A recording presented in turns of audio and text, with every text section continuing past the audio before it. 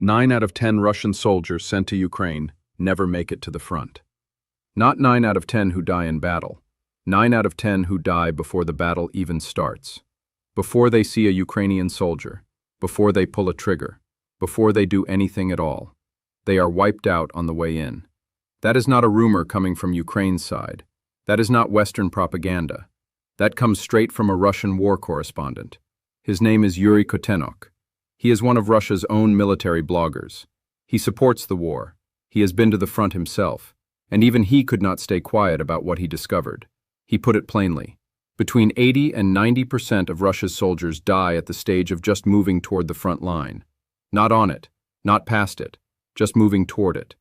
Think about what that actually means. For every 10 soldiers Russia sends out, roughly 9 are gone before the fight begins. Only 1 makes it to where Putin actually needs them to be. Now apply that to real numbers. In March of 2026 alone, Russia lost 35,351 soldiers killed or wounded. That was a brand new record. The single worst month Russia has had since this whole war started. And out of those 35,351 casualties, around 31,000 of them never reached the front. They were killed somewhere in between, in transit, in camps, in convoys, in fields miles away from where the actual fighting was happening. That means Russia spent over 31,000 human lives just to get roughly 3,500 men to the line of contact. And those 3,500? They took no ground. Russia made 0 net gains in March. It was the first month in 2.5 years where Russia captured nothing at all. Ukraine actually picked up 9 square kilometers of territory that month. Not massive, but more than Russia got. And Ukraine did it without burning through tens of thousands of its own people to do it. So the question you are probably asking right now is, how? How does a country lose 9 out of 10 soldiers before the battle even starts? What on earth is doing the killing out there? The answer is going to surprise you, because it is not just Ukraine doing this. Part of the killing is coming from inside Russia itself. There are actually multiple things working together to destroy the Russian army before it ever gets close to fighting. And by the time we get through all of it, you are going to wonder how this war is still going at all. Let's start with the thing that started all of this. The thing Ukraine built quietly over 4 years while Russia kept charging forward. The thing that turned the entire battlefield into a trap. The invisible wall. When Russia first pushed into Ukraine in February 2022, drones were already part of the war. But they were not what they are now. Back then, the small first-person view drones that soldiers used to hunt targets could fly about 5 to 7 kilometers. That is roughly 3 to 4 miles. It was enough to cause damage, but it also meant that if a Russian soldier was more than 4 miles from the front, he was probably safe. Russia could still move troops, trucks, tanks, and supplies around with some confidence. The kill zone existed, but it was small enough to survive. Ukraine watched. Ukraine learned. Ukraine built. Fast forward to 2026, and those same FPV drones now reach 15 kilometers. That is more than 9 miles. The zone where death can come from the sky has more than doubled just from that one upgrade alone. But here is where it gets even more serious. Ukraine did not stop at improving short-range drones. It built a whole new category of drone entirely. Medium and long-range drones that can fly deep into Russian-held territory and strike things nobody ever thought would be in danger. In some areas, Ukraine's drones are now hitting targets 144 kilometers behind the front lines. That is almost 90 miles back. Soldiers sitting in camps, commanders inside buildings, supply trucks driving down roads that were supposedly safe. None of it is safe anymore. Ukraine's own defense minister confirmed that drone pilots killed or seriously wounded more than 240,000 Russian soldiers in 2025 alone. That one number covers roughly a quarter of everyone Russia has lost since the war started. And in 2025, 4 out of every 5 Russian military targets that were destroyed were taken out by a drone. Not artillery, not missiles, drones. The numbers for 2026 are even harder to look at. Russia was losing an average of over 1,000 soldiers per day at the start of the year.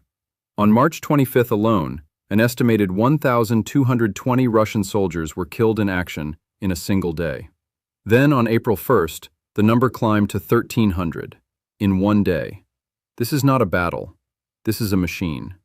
Ukraine has essentially built a drone wall, and it stretches for miles in every direction from the front. Walk toward it, and you get spotted. Get spotted, and you get hit. There is no gap big enough to slip through. Here is how the watching works.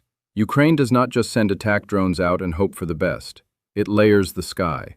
High above the battlefield, reconnaissance drones float at altitudes Russian soldiers cannot even see with the naked eye.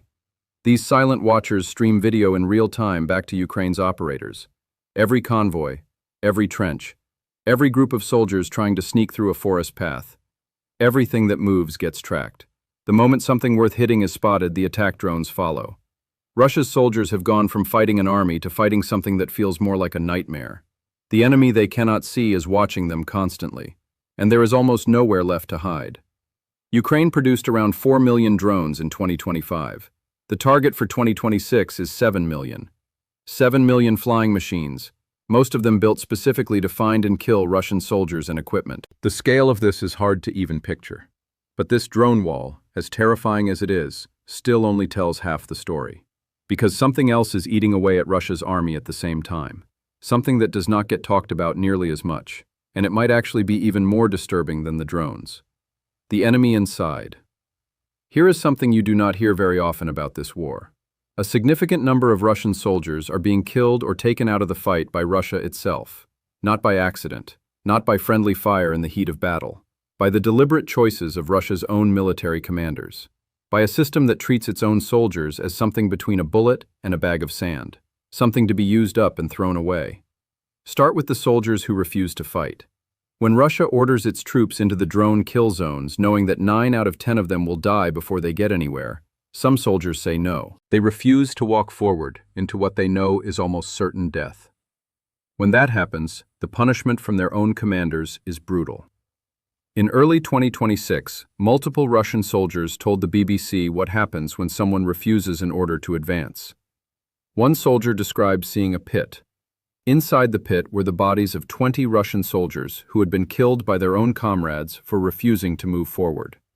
20 men, shot by the people on their own side. That is enough soldiers to fill several of the small 6-person infiltration squads that Russia now uses as its main assault tactic. Ukraine's intelligence services have confirmed this pattern is not rare. Over the past year, more than 30 documented cases show Russian soldiers listed as having died from failure to follow orders. That is the official category used inside Russia's own military records for men who were executed by their commanders for saying no. And the violence inside Russia's army does not stop at executions. In October 2025, a Russian soldier in the Moscow region opened fire on a fellow soldier before turning the weapon on himself. Russia's own defense ministry called it a weapons safety violation, but other reports say as many as 5 soldiers were hurt. That does not sound like an accident. That sounds like a man who broke under the pressure of what he was being sent to do. Ukraine's main intelligence directorate has tracked surging rates of suicide and drug abuse within the Russian military. Over 600 Russian soldiers died in 2025 alone from causes that had nothing to do with Ukrainian weapons. Suicides, overdoses, negligence, deaths that happened not on the front, not in a kill zone, but in the rear, at bases, at medical facilities, in the places soldiers were supposed to be safe. Then there is the desertion problem, and it is massive. Between November 2024 and July 2025, more than 25,000 Russian soldiers fled their units just in one of Russia's 5 military districts. Just one, the Central Military District. Across all districts, estimates suggest that Russia could see at least 70,000 desertions by the end of 2025. That is roughly 1 out of every 10 soldiers deployed in Ukraine deciding to walk away rather than face what is waiting for them. Some of these desertions happen in ways that would seem unbelievable if we did not have documentation. Soldiers have fled with their weapons. Others have driven away in armored vehicles. More than 30 such cases were recorded in 2024 and 2025. In the Kherson region, Ukrainian intelligence caught Russian soldiers setting their own military vehicles on fire rather than drive them toward the front. They burned their own trucks and tanks to avoid advancing. Ukraine's intelligence describes unbearable service conditions as the main driver of all this. Severe shortages of basic supplies, widespread hazing inside units, constant pressure to join meat assaults, which is what soldiers themselves call the human wave attacks that send them directly into drone kill zones with almost no chance of coming back. Now layer in what these soldiers are actually being sent to fight with. The partisan group Atesh, which operates inside Russian-held territory, has reported that large numbers of Russian soldiers are being issued Soviet-era rifles. We are talking about AKM and AK-74 rifles built in the 1960s and 1970s. Many of them are in poor condition. They jam. They misfire. In a war where drones can spot you from the sky and reach you from 9 miles away, showing up with a 60-year-old rifle that might not fire when you need it is not just a disadvantage. It is a death sentence on top of a death sentence. Russia is also dealing with a growing gap between how many soldiers it loses and how many it can replace. Russia aimed to recruit 409,000 contract soldiers in 2026. That works out to about 1,120 new soldiers per day. But in the first quarter of 2026, Russia was only signing up about 940 per day. March was the 4th month in a row where Russia's casualty rate was higher than its recruitment rate. The math is simple, and it is brutal. Russia is shrinking faster than it can grow. All of this, the desertions, the executions, the suicides, the ancient weapons, the recruitment shortfall, is happening at the same time as the drone wall is grinding through whatever is left. And the people in Russia who pay the closest attention to this are starting to say so out loud. The voices Russia cannot silence. Something unusual is happening inside Russia right now. The people who are supposed to be the most loyal to this war, the military bloggers and war correspondents who travel to the front and report back for a pro-war Russian audience, are turning. Not against the war entirely, but against the people running it. And what they are saying is devastating. Yuri Kotenok, the man whose numbers started this whole conversation, did not stop at revealing the 90% stat. He went further. He described what the front actually looks like right now, a zone of tiny tactical movements.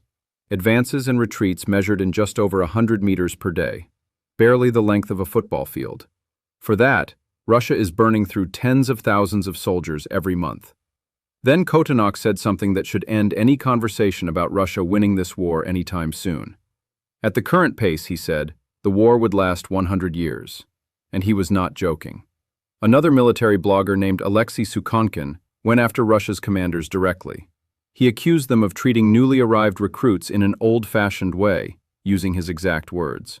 He said the commanders see these men as a renewable resource, something you use and replace. Except, as Sukhankin pointed out, they are not renewable. They are running out. Russia is losing them faster than it can find new ones willing to sign up. A third blogger, Alexander Khodakovsky, made a point that reveals just how badly Russia has lost control of this war. He argued that even if Russia somehow found the equipment and the numbers to go back to the big armored assaults it used in 2022, it would not work. He calculated that casualties would increase 8-fold with no real change on the front lines. 8 times the losses. Same result. That is how thoroughly Ukraine has transformed the battlefield. These are not anti-war protesters. These are not Western analysts. These are Russian men who went to the front and came back believing in the mission. And even they are now saying the current approach is not just failing, it is broken at the root. The broader picture that all of this points to is one that the Center for Strategic and International Studies has laid out in hard numbers. Since February 2022, Russia has suffered nearly 1.2 million casualties. That includes an estimated 325,000 killed. For context, the United Kingdom's entire active military force is about 141,000 people. Russia has lost roughly 8 full British armies worth of soldiers since this war started. And it did all of that to capture just over 13% of Ukraine's territory, including Crimea and areas it held before the full invasion began. In 2025 specifically, Russia suffered around 415,000 to 420,000 casualties. One analyst who tracks this for the Organization for Security and Cooperation in Europe put the territorial gain from all those losses at 0.8% of Ukraine, less than 1% of the country. Russia burned through the equivalent of 3 full British armies to take land smaller than some counties. And in March of 2026, When Russia was supposed to be surging with its spring offensive, zero net gains. Combined Russian and Ukrainian casualties since the start of the war may be approaching 2 million people. The war that was supposed to last 3 days has now eaten nearly 2 million lives and is not close to finished. Here is the detail that puts all of this into the sharpest possible focus. Ukraine's military tracked how much territory Russia captured per casualty in 2026 compared to 2025. In 2025, it cost Russia about 120 casualties per square kilometer of territory taken. In the first quarter of 2026, that number jumped to 316 casualties per square kilometer. Russia is now paying more than twice the human price for every piece of land it captures, and the land it is capturing is getting smaller. This is not a war that Russia is slowly winning. This is a war that Russia is slowly disappearing into. What happens next? So where does this all go? If 9 out of 10 soldiers are dying before they reach the front, if recruitment cannot keep up with losses, if Russia's own bloggers are talking about a 100-year war, what is the path forward for Putin? The honest answer is that there is not a clean one. Russia keeps throwing men at the problem because it does not know what else to do. Every tactical adjustment it has made over 4 years has followed the same pattern. The strategy changes just enough to keep moving, but not enough to actually fix anything. In 2022 and into 2023, Russia used large formations of armor and infantry together. It was costly, but it worked well enough to grab significant amounts of territory. Then Ukraine started destroying the armor faster than Russia could replace it, and that approach stopped working.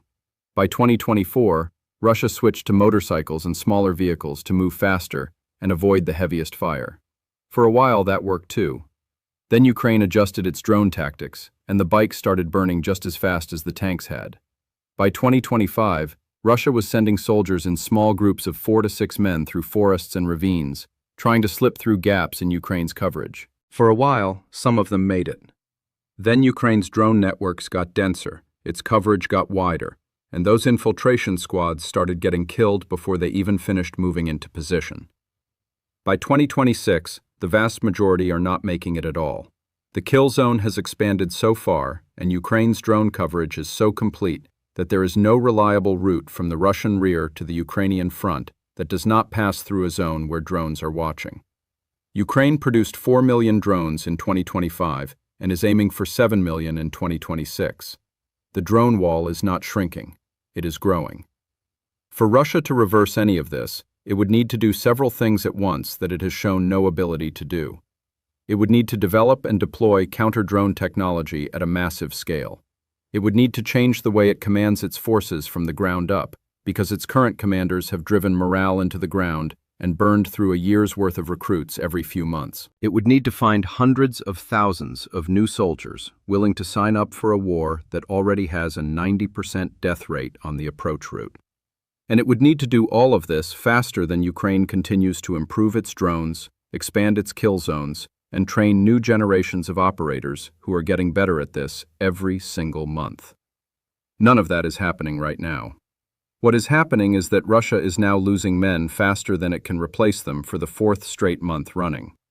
The recruitment shortfall for 2026 could reach 65,000 soldiers below what Russia planned for. That is 65,000 people who were supposed to be in the pipeline, walking toward those kill zones, filling the gaps left by the men who were already killed. Meanwhile, Ukraine keeps building. In 2025, Ukrainian drone forces struck nearly 820,000 confirmed targets, all verified by video footage. In 2026, the stated goal is to kill or wound 50,000 or more Russian soldiers per month, with drones alone. Ukraine is also working to extend the range of its strike drones even further, pushing deeper into Russian territory to hit supply chains, fuel depots, command centers, and the logistics that keep Russia's army in the field. The Russian soldiers sitting in their camps right now, many of them miles from the front, surrounded by other exhausted and frightened men, are not in a safe place. They never were. Ukraine's drones reach them there too. And as the reach keeps growing, the definition of rear area for Russia keeps shrinking. The war is not over. Nobody serious is saying it is. Russia still controls around 20% of Ukraine when you include Crimea and pre-invasion held land. It still has a large population to draw from for new recruits, even if the numbers are falling short. It still has missiles and artillery, and the willingness of its leadership to accept enormous losses in pursuit of its goals. But the math is working against it in a way that is very hard to turn around. When 9 out of 10 of your soldiers die before they can fight, you are not fighting a war anymore. You are feeding a machine. And Ukraine built that machine specifically to consume everything Russia sends. What Putin does from here, whether he calls for a full national mobilization, whether he pushes harder for a negotiated settlement, whether he simply keeps throwing the same broken plan at the same growing wall until something finally gives, that is what the next chapter of this war is about. What we know right now is that Russia's spring offensive in 2026 is producing the worst casualty numbers in the history of this conflict. The men Russia is sending to fight are dying before they get to fight. The men who survive to reach the front are often carrying 60-year-old rifles that might not fire. The men who refuse to go are being shot by their own commanders. The men who can no longer take it are walking away into the forest and never coming back. And Ukraine's drones are watching all of it from above, quiet and patient, waiting for whatever comes next. That is the situation on the ground in Ukraine right now. 9 out of 10 Russian soldiers, never firing a single shot. It is a number that should shock everyone, and it tells you more about the direction of this war than almost anything else. If you want to stay up to date on how this unfolds, hit subscribe and turn on notifications so you do not miss what comes next. And here is a question to leave you with. If Russia's own war supporters are now saying the war could last 100 years at the current rate, what do you think Putin's next move is? Drop your answer in the comments below.